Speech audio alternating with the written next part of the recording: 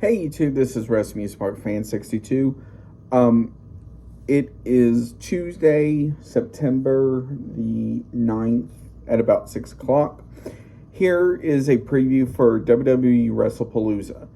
Now, WrestlePalooza is something special because it is the first pay-per-view or PLE that is going to be streaming on ESPN. So they are really stacking this up. So here is the card. The first one that was just made official last night on Raw is CM Punk and AJ Lee versus Seth Rollins and Becky Lynch. Now, putting AJ out of this equation for a second here, Punk has had issues with Seth Rollins ever since he came into WWE in 2023. And then with what happened at the end of Clash in Paris, with Becky Lynch low-blowing Punk, and then as AJ Lee said on Raw last night, motorboating Punk, you can tell this feud has really starting to get personal. As in the past, Punk has talked about, how he's a failure, how he's nobody, and stuff like that.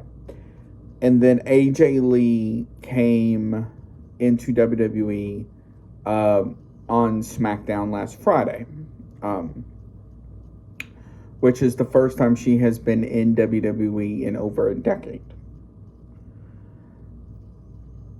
So, the thing I loved was Becky and Seth's reaction when Light It Up hit.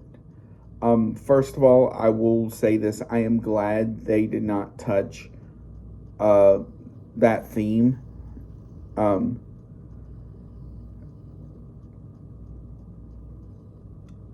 But hopefully that can stay like that. But I am going to say CM Punk and AJ wins just because this is AJ's first match back in over a decade, and she is 38. I will say this, she looks amazing for being 38. I'm not sure how old Punk is now, but this would be a good way to introduce AJ to people who watch ESPN and all of that, to maybe people who quit watching WWE, after 2014 when she left. The next one is Io Sky versus Stephanie McMahon. Now, this one is interesting because Stephanie won a Battle Royal at Evolution back in July to face either Naomi, Rhea Ripley, or Io at Clash in Paris.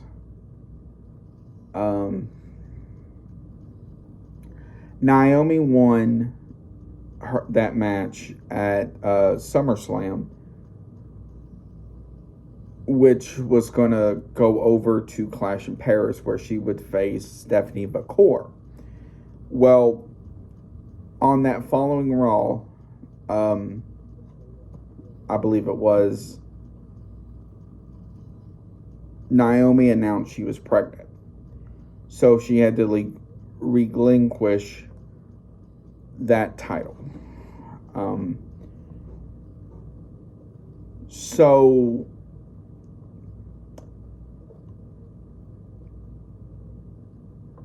Adam Pearce had to think about what to do with Stephanie.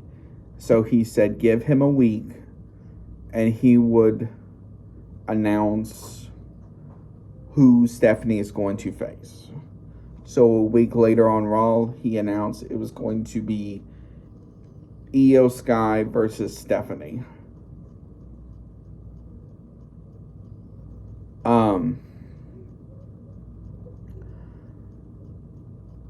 This one is going to be interesting because they've already had 2 matches. Both have ended in disqualification. Their first match was on the Raw after WrestleMania, and then their second match was, I think, in May or June. I'm actually going to go out on a limb here and actually say Io's going to win. Nothing against Stephanie, but it's just she's not really been on TV much recently other than some backstage segments. And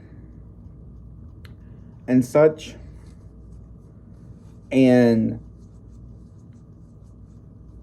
But it would be interesting to see Stephanie win because if you remember, in NXT with Julia, she challenged Roxanne Perez for the NXT Women's title at the debut on the CW, where Julia lost.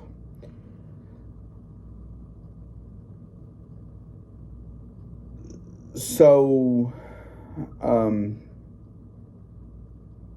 fast forward, she won the Iron Survivor Challenge at Deadline in December. And so then she was able to get number 1 contender again going into New Year's Evil, where she faced Roxanne and won. So I feel like that is something that they're going to do with Stephanie, where Stephanie will lose, and then down the line, either at Crown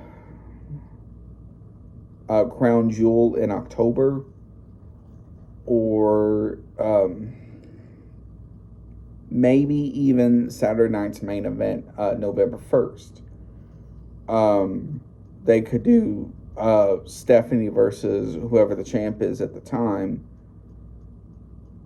for the title, and when she wins. That's just something. The next one is the Usos versus Bronson Reed and Braun Breaker. Now, I will say this.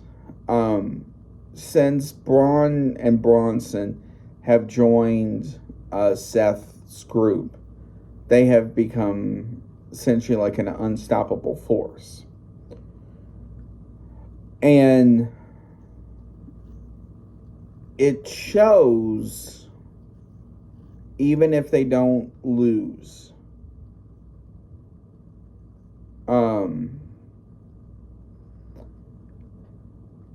Even if they lose, they still look great. And I love the selling people like Roman Reigns, Jey Uso, and others have done with Bronson's Tsunami.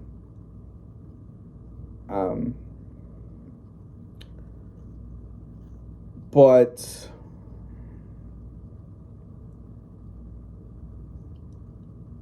and then you have Braun,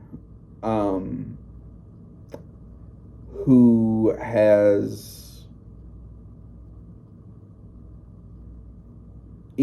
essentially gone for the spear and the holy crap moments with him spearing through the barricade or this and that. And then you have the Usos, who have been in WWE for, I think it's a decade now, give or take. And, they've both won numerous titles. They've won the tag titles numerous times. So this is going to be interesting. And this is the first time in about 2 years they have teamed together, because Jimmy was part of Roman's group And then Jay split from the group at Hell in a Cell 2021, or I think. And then at I think it was Roadblock. I forgot the pay-per-view. It's where Cody said he's now on Raw, and he's main event Jey Uso. So in there, I think the Usos are going to win since this is the first time they're tagging back.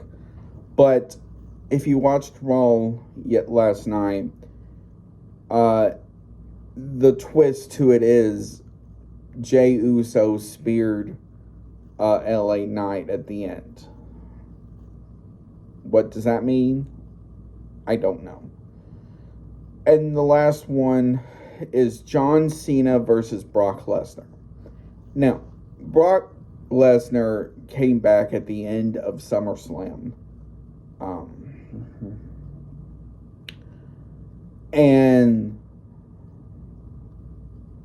this is the first time he was shown in WWE in almost 2 years. Especially after the whole Vince sexual allegation stuff.